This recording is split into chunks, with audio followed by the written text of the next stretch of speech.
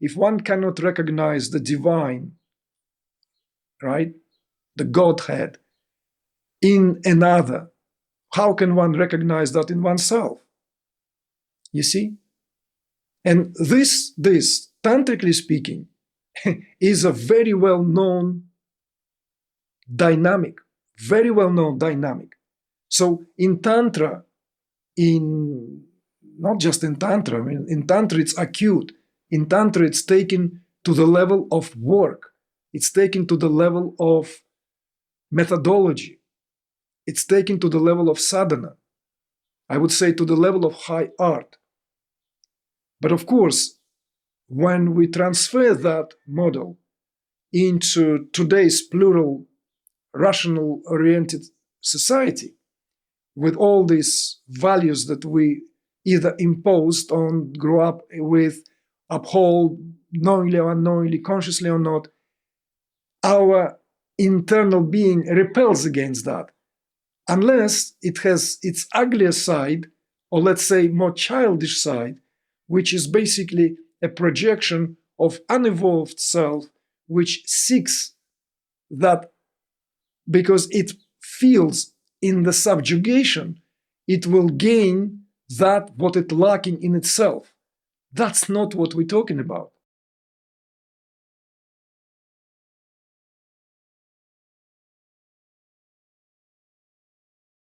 What is the significance of devotion on this path? Short background. I have heard and read about the significance devotion plays in many spiritual paths, and I feel like I've never really grasped the why this is the case. So I have questions. Why is devotion important, and what is really the intended objects of devotion? What is the nature of its significance on this path? Concepts like commitment and dedication are more readily understandable to me, but devotion has a quality of passion or worship to it, and I feel like I'm missing why devotion is important, as opposed to just love and dedication. Or am I just getting caught up in terminology? I think I used to associate the idea of worship in a religious context as more of a tool for subservience, as opposed to a quality that is actually important for spiritual realization.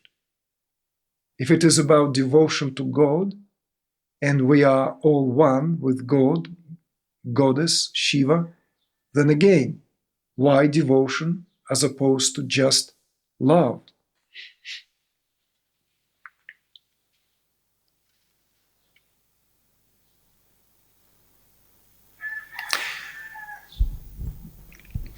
I will simplify it right from first sentence to in just feeling into what you have shared here. I totally understand, and believe me, this question you're asking, it's not just you who is asking this question. There's a lot of cultural prerogative in that question, a lot. But let me say just this. Yes, it could be in the language, right? It could be just a matter of semantics, but it is not. Both these concepts like commitment and dedication are born of mental or even intellectual faculties. Whereas devotion has nothing to do with that. Devotion is the quality of the heart.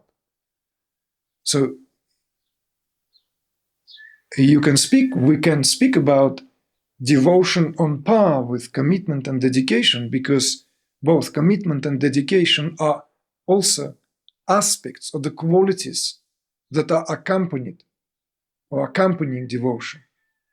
But whereas these qualities could be spoken of in terms of having that mental provenance, devotion has nothing to do with the working of the mind. Nothing at all. Devotion is the quality of the heart.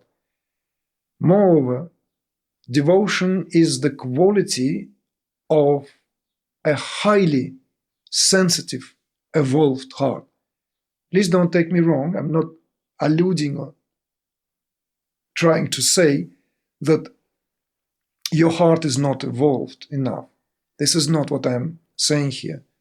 But what devotion represents in its full measure, in its full aspect, is that quality that allows the possibility for direct cognition and intuition of our essential nature through feeling.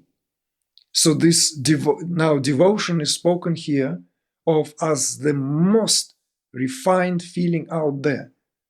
So if love is spoken of as that, what also has nothing to do with the mind or intellect, because we know that love in its essence is indiscriminate.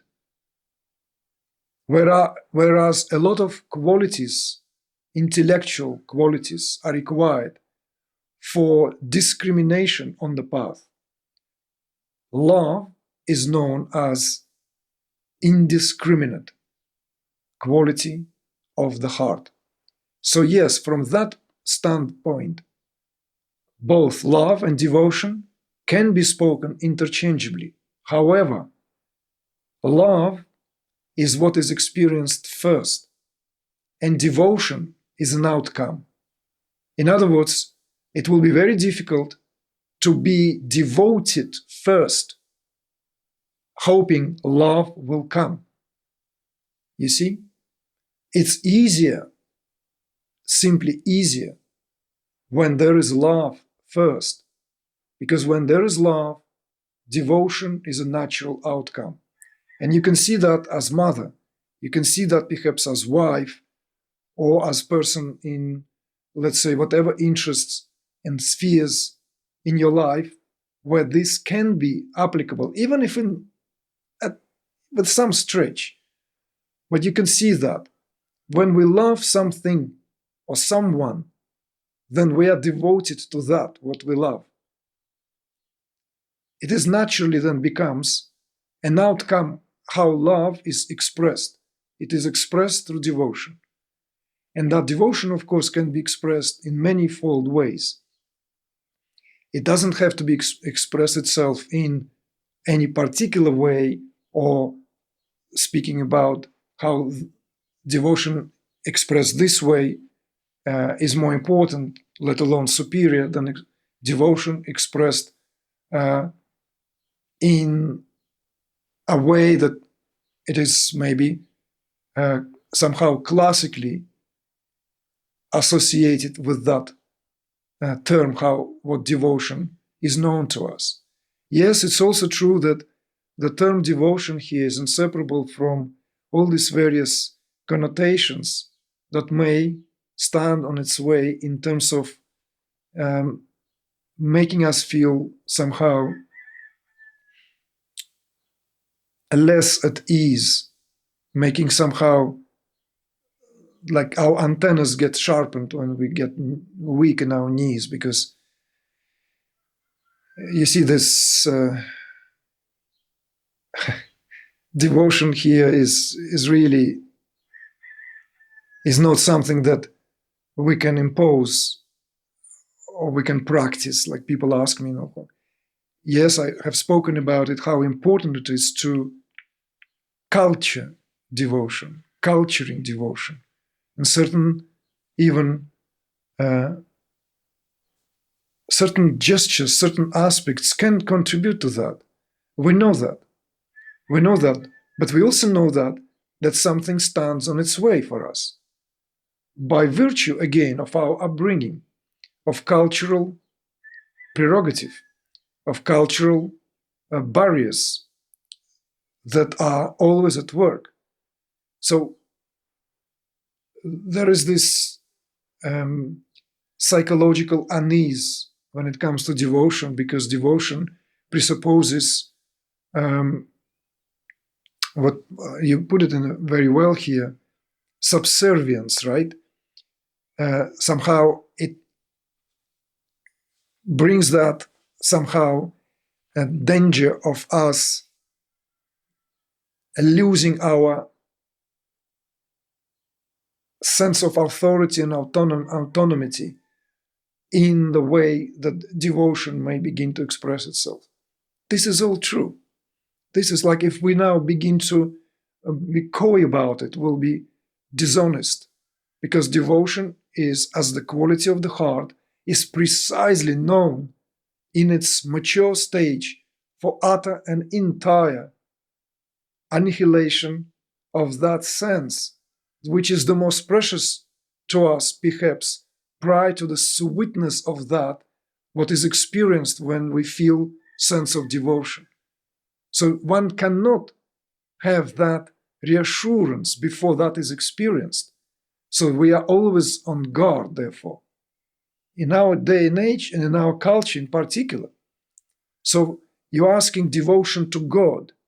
Well, in non-duality, in monistic traditions, or let us read late Hafiz, Al-Ghazali, or like Sufis like Rumi, right?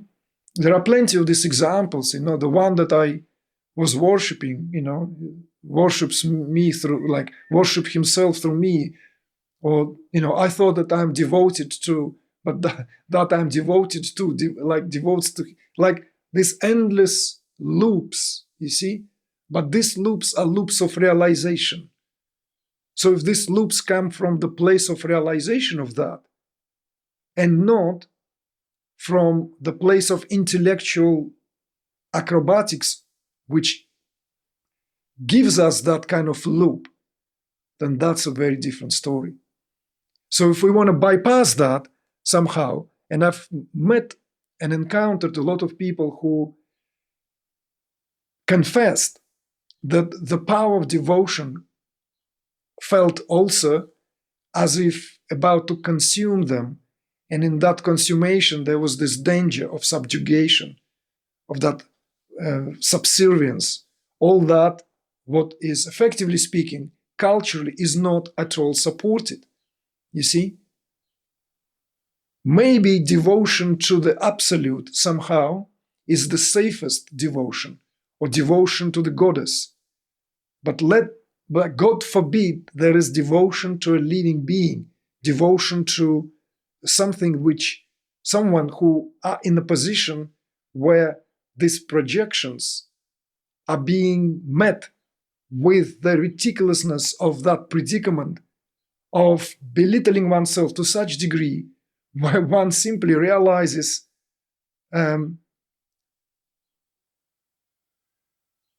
utter and entire sense of incapacity of that, you see?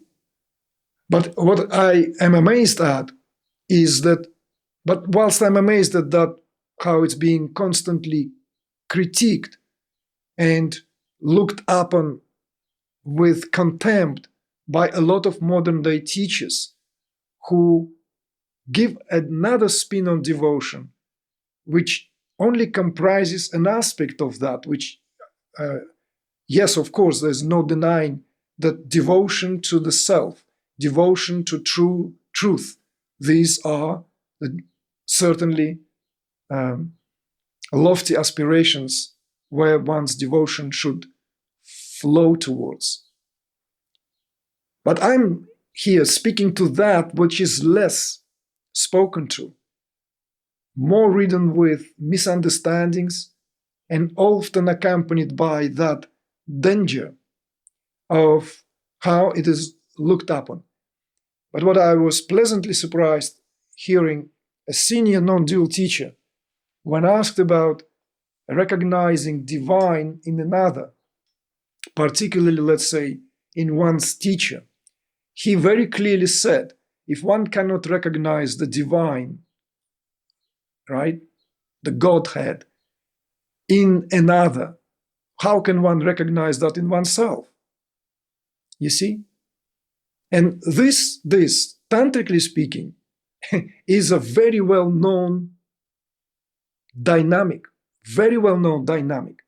So in Tantra, not just in Tantra, I mean, in Tantra it's acute. In Tantra it's taken to the level of work.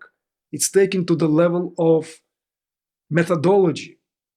It's taken to the level of sadhana. I would say to the level of high art. But of course, when we transfer that model into today's plural, rational-oriented society, with all these values that we either imposed on, grew up with, uphold, knowingly or unknowingly, consciously or not, our internal being repels against that, unless it has its uglier side, or let's say more childish side, which is basically a projection of unevolved self, which seeks that because it feels in the subjugation, it will gain that what it's lacking in itself. That's not what we're talking about, you see? So devotion, therefore, impossible to teach because in itself, it's beyond any modality whatsoever. And at the very same time, devotion is a prerequisite. That coveted heart-to-heart connection, steadfast when there is devotion. That connection acts at the level of,